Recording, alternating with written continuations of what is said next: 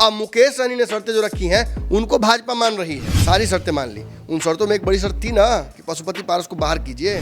चिराग पासवान माफी मांगने नहीं जा रहे हैं, उल्टा माफी मंगवाएंगे। भाजपा ने भी इस बात को समझा और जानते हैं कि पशुपति की जगह वो जो मैग्नेटिज्म है उस वोट का वो चिराग के पास है। तो चिराग की वापसी हुई है तो ये इसलिए हुई है कि शुद्धतः नीतीश कुमार पर अब भाजपा को भरोसा नहीं रह गया।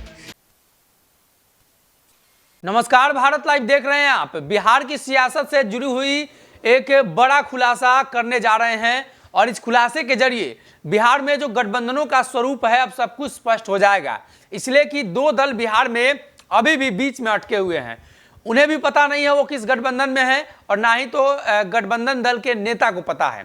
दरअसल एक तरफ मुकेश सहनी है और दूसरी तरफ पशुपति पारस है। चिराग के आने के बाद उनकी असहजता बढ़ गई थी, लेकिन भाजपा ने उन्हें आखिरी अल्टीमेटम दिया है, या यूं कह सकते हैं कि वार्निंग दे दी है कि आप चिराग से मैनेज कर लीजिए वरना इस गठबंधन को छोड़ दीजिए। ये चर्चा है। डॉक्टर साहब विशेष बताएंगे, चिराग को लेकर जो खबरें थी तो अब तो पशुपति पारस ने कह दिया कि एक जंगल में तो अलग अलग जानवर रहते ही हैं तो हम लोग भी रह सकते हैं। नहीं, पर शर्त रखी है उन्होंने, जैसे चिराग शर्त रख रहे थे वैसे उन्होंने शर्त रखी है, माफ़ी मांगना पड़ेगा उन्हें माफ़ी। जो विलय की शर्त है वो तो भाजपा की है।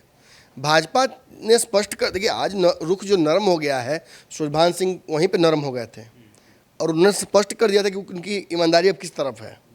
साल भर पहले भी वो बोले थे जब पार्टी टूट रही थी कि चिराग पासवान को कोई परमानेंट हम नहीं दे रहे हैं बनवास, हम आज नहीं तो साल भर बाद या 1.5 साल बाद उनको फिर वापस नेता मानेंगे। उनको कुछ चीज़ें सीखनी जरूरी हैं।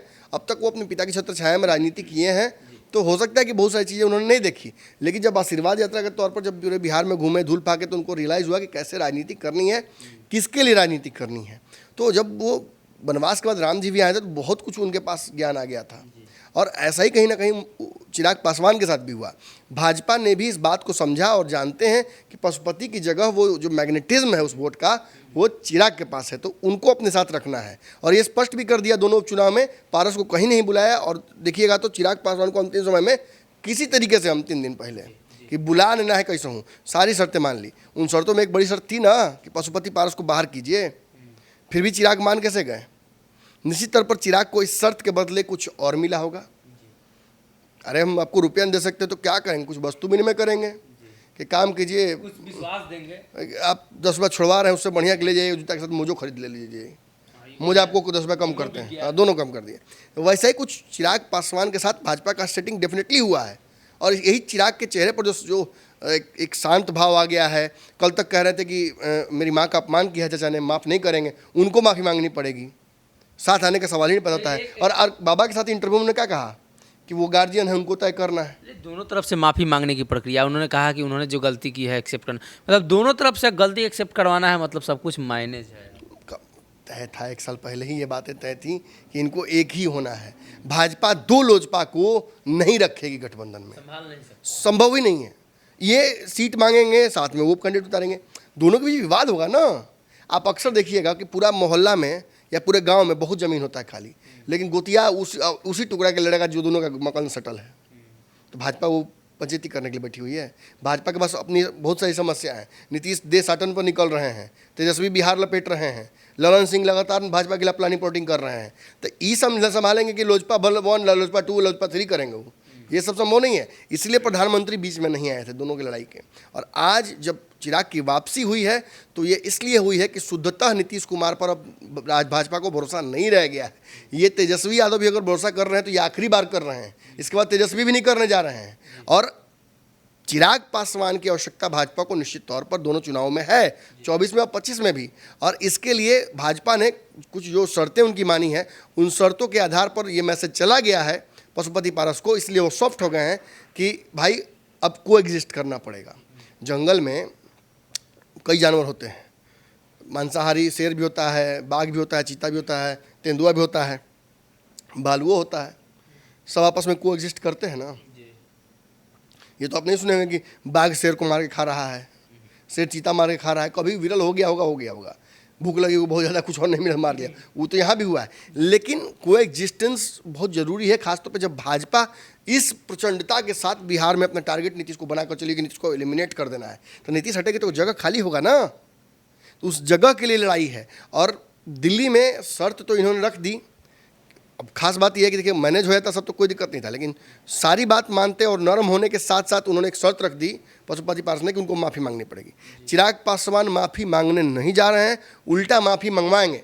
ये जरूर सच है कि चिराग पासवान और जिस मीटिंग में अगर बैठा दिया जाए भाजपा के द्वारा दोनों को, तो चिराग वहाँ जाएंगे तो चाचा का पैर जरूर छुएंगे, लेकिन वो माफ़ी मांगनी नहीं होगी, बल्कि अपने से बड़े का संस्कार और इज्जत करना होगा। और सच पूछिए तो पशुपति पारस का ये जो बयान है कि उन्हें माफ़ी मांगनी पड़ेगी, ये अपने आप में साबित करता है कि भाजपा की जो शर्त थी उसका मियाद जो है वो पूरा हो रहा है। भाजपा ने निश्चित तौर पर बिहार में चिराग, पशुपति और मुकेश सहनी तीनों के सामने शर्त रखी थी कि आप मेरे साथ आइए, आप केंद्र में मंत्री बनिए और आप अपनी पार्टी का विलय कीजिए। चिराग पासवान विलय कर लेते तो विलय करने के चलते वो बहुत यूजफुल नहीं रह जाते भाजपा के लिए। भाजपा ये बात समझ गई वक्त रहते, नीतीश घटते ही, तो भाजपा ने चिराग पासवान को छोड़ दिया कि आप अपनी पार्टी रहकर रहिए और जो रामविलास पासवान करते थे वो करिए मेरे लिए बिहार में। अब रामविलास पासवान के उत्तराधिकारी के तौर पर जब चिराग काम कर ही रहे हैं तो पशुपति को ट्रॉफी बना के रखने से फायदा क्या है?